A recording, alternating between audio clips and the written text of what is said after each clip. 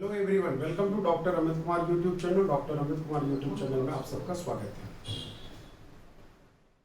जैसा कि आप लोगों को पता है, सेमेस्टर 1 एमकॉम का और सेमेस्टर 1 बीकॉम का एग्जामिनेशन जो है वो रूटीन निकाला गया है। 10th ऑफ जुलाई से आपका एग्जाम है। बहुत सारे बच्चों का कॉल आ रहा था क्योंकि सेमेस्टर वाले बच्चे हैं तो थोड़ा सा डाउट है कि सर हमारा कौन सा पेपर कब होगा, तो मैं वो भी डिस्कस करूंगा आज की क्लास में। और फाइनेंशियल अकाउंटिंग जो सेमेस्टर 1 के बच्चे हैं यूजी का, बीकॉम सेमेस्टर 1 के बच्चे के जो फाइनेंशियल अकाउंटिंग का जो पेपर है वो आपका 14th ऑफ जुलाई वेडनेसडे को है, तो उसका मैं इंपॉर्टेंट क्वेश्चन भी दे दूंगा आज। और फिर एक दो दिन बाद जो है मैं लॉ का भी, बिजनेस लॉ का क्वेश्चन जो है वो भी मैं दे दूंगा। तो आज का जो होगा वो फाइनेंशियल अकाउंट का इंपॉर्टेंट, और कौन से दिन क्या पेपर है आपका वो चीज मैं आज डिस्कस करने वाला। तो पहले तो ये देख लो, मैं पीजी का बात नहीं कर रहा हूँ क्योंकि पीजी वाले बच्चे जो हैं वो बीकॉम करते हैं तो उनको पता होता है कि C1 क्या होता है, C2 क्या होता है, AICT क्या होता है, तो वो सब पता होता है। तो इसलिए पीजी वाले बच्चों का नहीं है, लेकिन यूजी वाले बच्चे तो हमको लगता है हर दिन 10-12 बच्चे मेरे को कॉल कर रहे हैं कि सर आपका कौन सा पेपर कौन से दिन होगा बताइए, हमें नहीं समझ में आ रहा है। तो खैर वो चीज़ मैं डिस्कस कर लेता हूँ आपके साथ में, ठीक है। तो सबसे पहली बात, आपका एग्जाम जो स्टार्ट हो रहा है वो 10th ऑफ जुलाई से स्टार्ट हो रहा है। तो 10th जुलाई को हमारा पेपर नहीं है, कॉमर्स का पेपर नहीं है। तो कॉमर्स का पेपर है किस किस दिन वो मैं डिस्कस करता हूँ आपके साथ।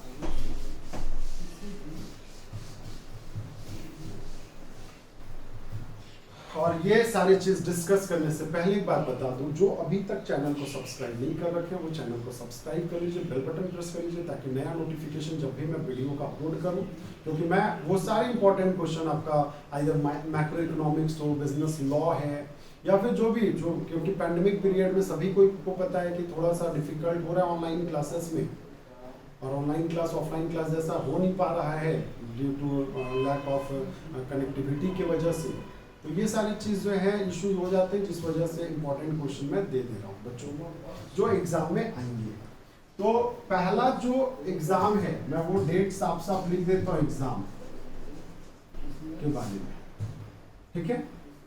तो पहला एग्जाम जो है आपका 14th ऑफ जुलाई 2021 को CC1 है, CC1 है, ये है। इसका मतलब फाइनेंशियल अकाउंट का एग्जाम है। इस दिन फाइनेंशियल अकाउंट का एग्जाम होगा। CC1 जो है वो आपका फाइनेंशियल अकाउंट का पेपर है, ठीक है ना। CC1 जो है वो फाइनेंशियल अकाउंट का पेपर है। अच्छा, इसी के नीचे लिख रखा है पेपर 1,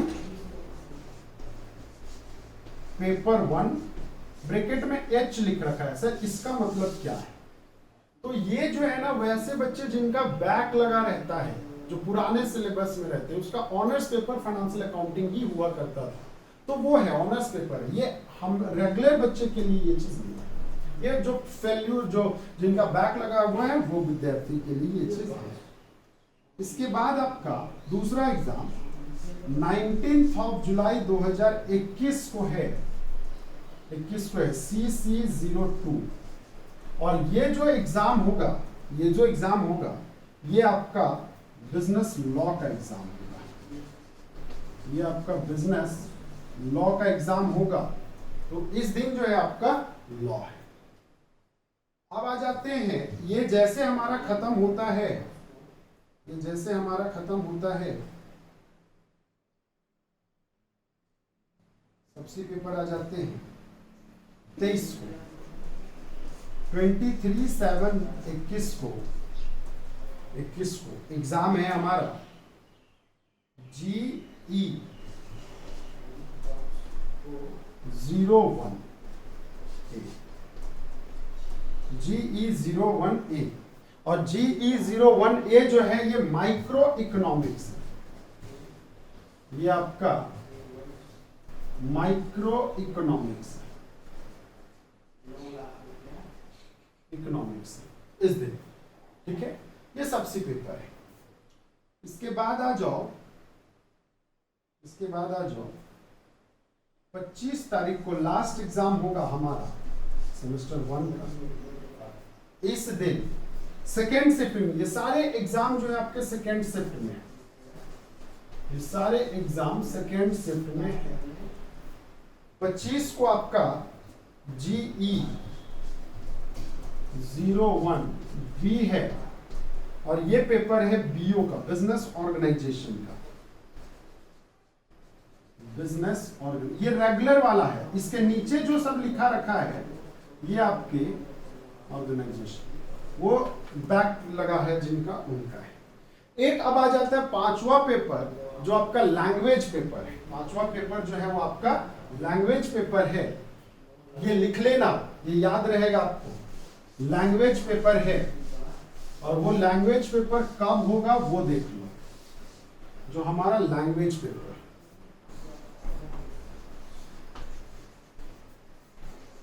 लैंग्वेज पेपर में आपने 3 बातें किया होगा। या तो 100 मार्क्स का आपका हिंदी होगा, ये कॉन्सेप्ट हो सकता है। या तो 100 मार्क्स, आप ये जब एडमिशन लिए होंगे तब की बात बता रहा हूं, इंग्लिश होगा, 100 मार्क्स का हिंदी होगा, या तो 100 मार्क्स का इंग्लिश होगा, या तो फिर नॉन हिंदी होगा, या तो फिर नॉन हिंदी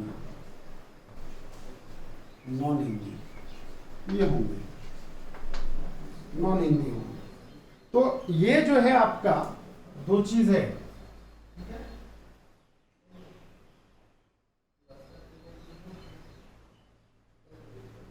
हाँ चलिए, तो देख लेते हैं जिनका हिंदी है, जिनका 100 मार्क्स का हिंदी है, वो एग्जाम 24 तारीख को होगा, 24 जुलाई 2021 को होगा, 24 जुलाई 2021 को होगा। और टाइमिंग होगा इसका फर्स्ट शिफ्ट में,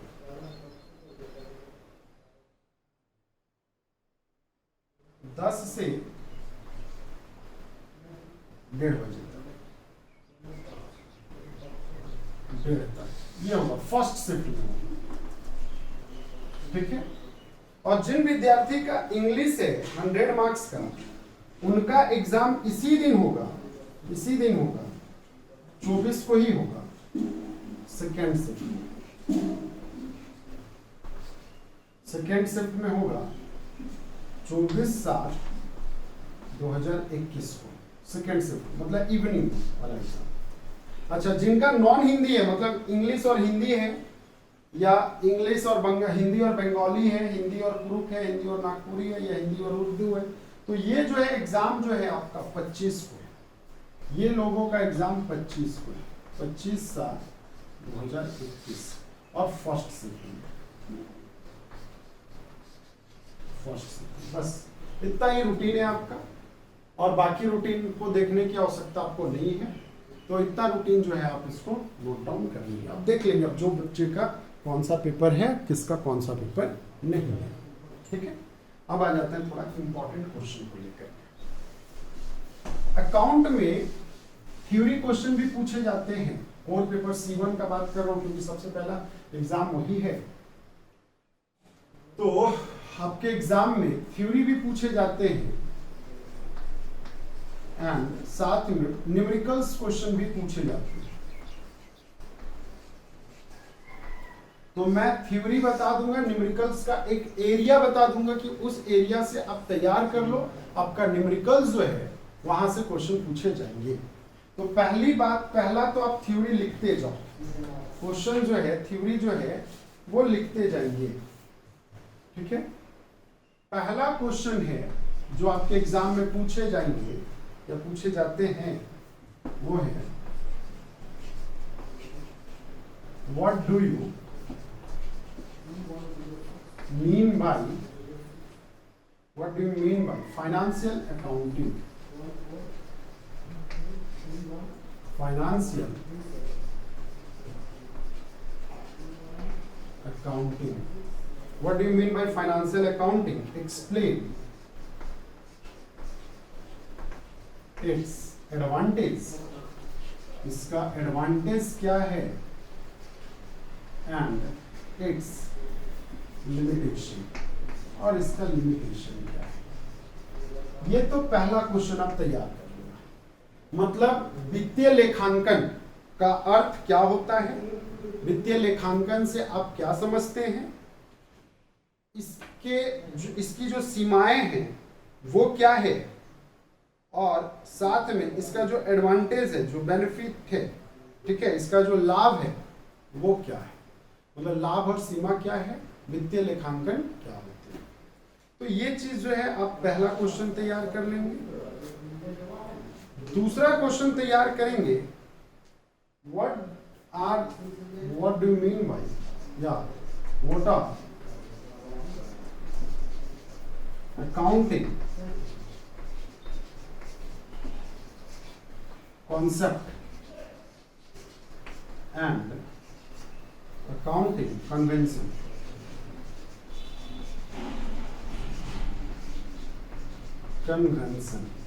अकाउंटिंग कॉन्सेप्ट क्या है और अकाउंटिंग कॉन्वेंशंस क्या है? एक्सप्लेन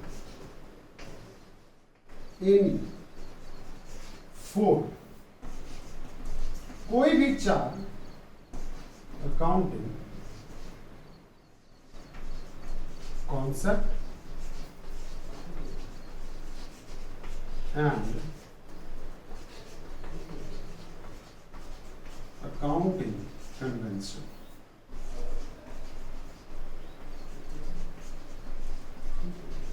बस ये मतलब आपका लेखांकन अवधारणाएं एवं मान्यता क्या है, किसी 4 लेखांकन अवधारणाएं और मान्यता का विश्लेषण करें।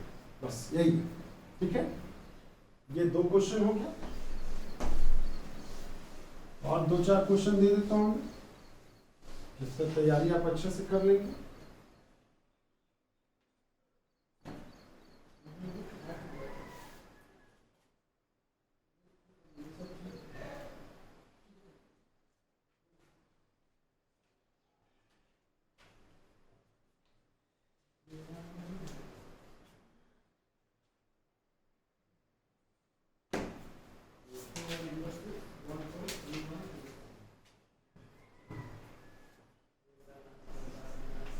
नेक्स्ट है,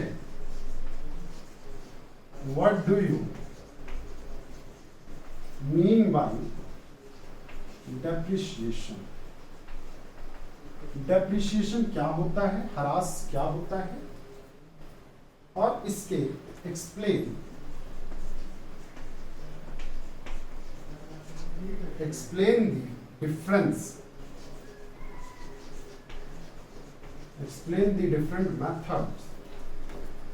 explain the different methods of charging depreciation,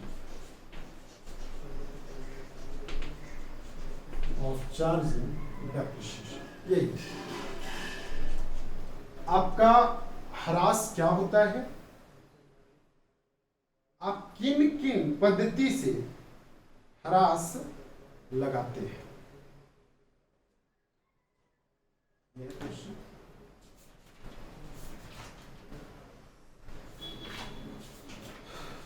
royalty से अगर क्वेश्चन पूछता भी है तो जर्नल एंट्री से रिलेटेड पूछ देगा, और हायर परचेज से भी रिलेट अगर क्वेश्चन पूछता है थ्योरी क्वेश्चन तो जर्नल एंट्रीज पूछेंगे, यही पूछे जाते हैं और कुछ नहीं। एक क्वेश्चन पूछा जाता है डिसोल्यूशन से थ्योरी, तो प्रैक्टिकल क्वेश्चन ही के जैसा जो है आपके क्वेश्चन पूछे जाते हैं रॉयल्टी से और हायर परचेज से, कि pass the necessary journal entries in the books of ledger या in the books of landlord, ये बोल दिया जाएगा, आप जर्नल एंट्री पास करिए, या तो फिर pass the necessary journal entries in the books of hire purchaser and hire vendor in case of hire purchase system या in case of installment payment system। तो जो journal entries जो होते हैं बस वो आप लिखेंगे, नेक्स्ट क्वेश्चन है under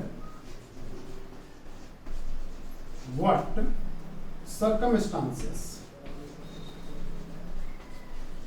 under what circumstances can a partnership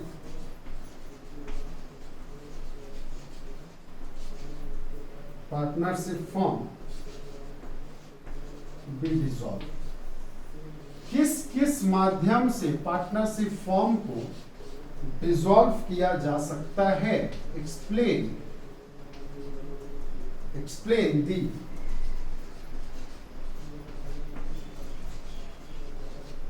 procedures of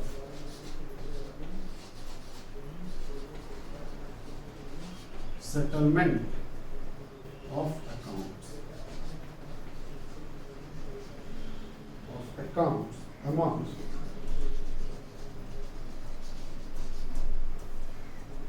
partners after dissolutions.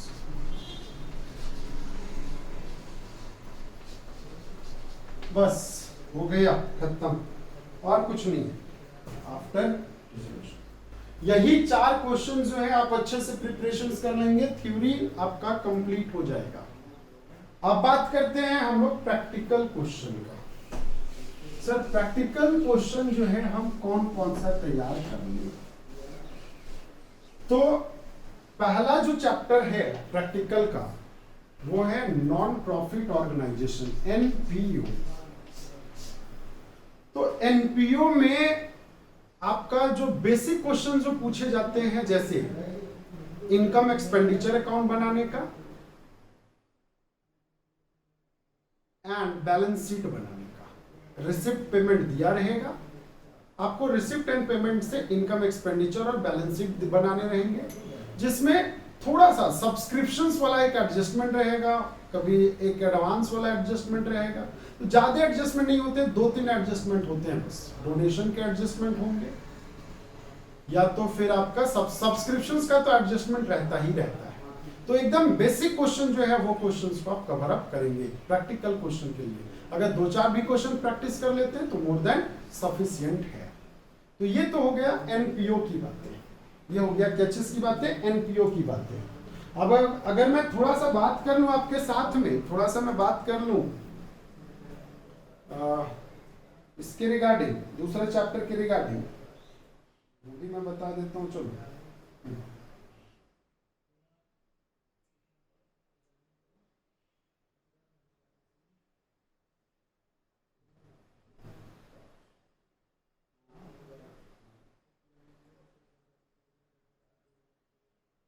NPO हो गया। हाँ, depreciation.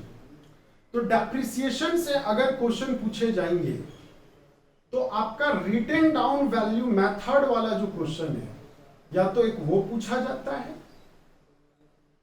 Retain down value method में बीच में असेट्स को बेच दिया गया, ठीक है, डिमिनिशिंग मेथड में, वो आप एक बार बहुत अच्छे से पढ़ लेंगे, ठीक है। वो पूछे जाते हैं क्वेश्चन, जैसे बीच बीच में कोई असेट्स खरीदे और फिर उसके बाद कभी बीच में ही बेच दिए, ईयर के बिगिनिंग में, ईयर के एंडिंग में, ईयर के मिड में, तो ये चीज। नेक्स्ट है, तो ये डेप्रिसिएशन भी हो गया।